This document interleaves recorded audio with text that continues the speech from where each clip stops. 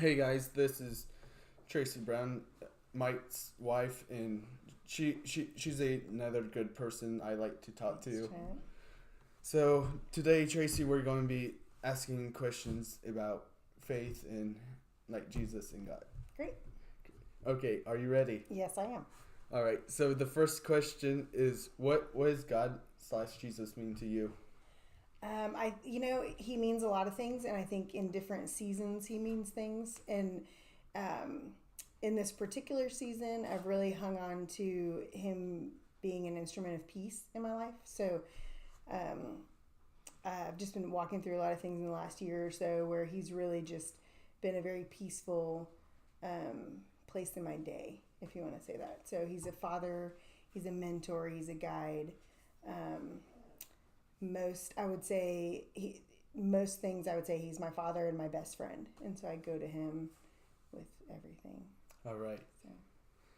So okay, question number 2 is what would you tell somebody that is starting out or is stuck in their walk with Christ? My biggest piece of advice would be to surround yourself with people who are further along in their walk. Like wherever we are in our walk, I always try to surround myself with someone deeper or further along than I am, because there's always more. No matter where I am, there's always more I can learn, and just areas I can go deeper in. So with the girls that I work with in youth group, I always tell them, when you're struggling with something, surround yourself with people who are not struggling, or maybe not struggling as much. And so it just kind of gives you a different perspective, because I think when we struggle and we isolate ourselves, we tend to struggle. We kind of tend to like dig deeper, dig ourselves into deeper holes. Yeah. When we surround ourselves with people who are uplifting and solid in their faith, they're going to talk. I have some best friends, and they'll call me out on stuff, and I love that. Yes. Like when I'm wrong, they'll tell me I'm wrong, and I love that, and that's why we're such good friends. And so I think it's important for all of us to have that. Just for people to call us back into a higher position. So a group of people. Group of friends. Yeah. Okay, so the last one, which is, what do you have any stories about how God used you, or how God is in your daily lives? I don't know if Mike shared this or not in his story, but we've recently walked through something as a family that was pretty tragic, with Mike's brother committing suicide, actually. Yeah, and he touched on it. Yeah, he went and touched on that. So that is honestly something I never imagined any of us in our family walking through. It's one of those things you kind of hear and think, oh, that'll never happen to me. But the coolest part in it is that we can now, just 2 weeks later, we can say that we have joy, and there's really no way to say that you have joy walking in the midst of suicide unless you've got God there. And so it was really cool. Actually, when I got the phone call, I would say that was probably the saddest and most hopeless moment I've had in a long time, probably ever. And it was just it was interesting, because as we were driving to Arizona, we really had no idea what we were going to emotionally and everything else. And so I just had my Spotify Bethel praise station on the whole way there, because I thought, I don't know what else to do other than worship and praise at this point, because I knew that God would be in it somewhere. I just didn't know where.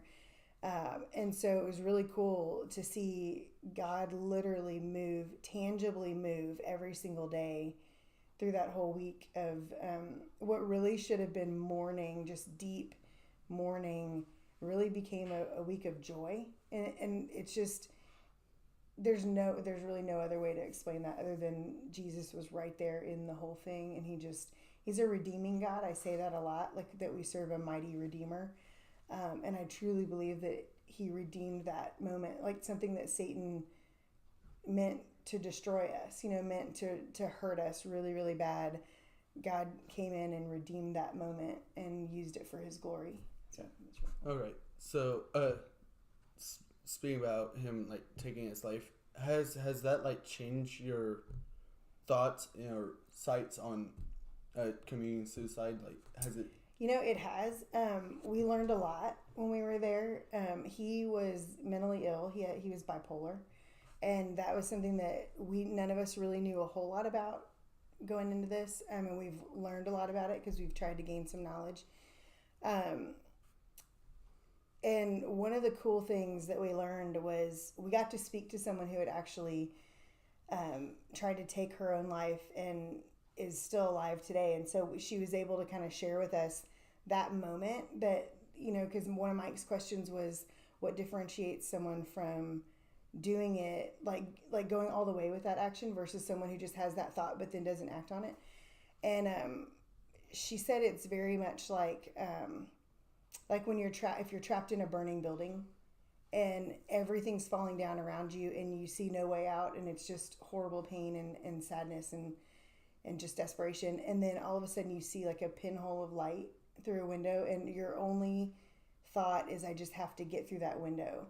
And for a believer, that window is just getting to Jesus. Like she said, all they can think about for a believer is, I want all of this to end, like whatever the craziness is in their head, and all they want to do is get as close to Jesus as fast as they can. So something that we've learned about bipolar suicide in particular is that those people are not necessarily trying to end their life as much as they're trying to end what's going on in their head. So the mental anguish is so great that that kind of seems to be their only way out at that point. There's no other way to end it, to end the constant chaos in their head. So unfortunately for us, we lost someone that we loved dearly. Yes. But for him, he's not suffering anymore, and we know that, he's whole and healthy and in heaven because we believe that. Yes. We believe that we know he was a believer, and we believe that, taking your life does not mean that you're not going to heaven. Yes. So that's awesome. All right. Is there anything else you would like to tell about faith or anything in general? Not that I can think of. No? All right. Thanks for doing this. Thanks for having me. I You're appreciate welcome. it.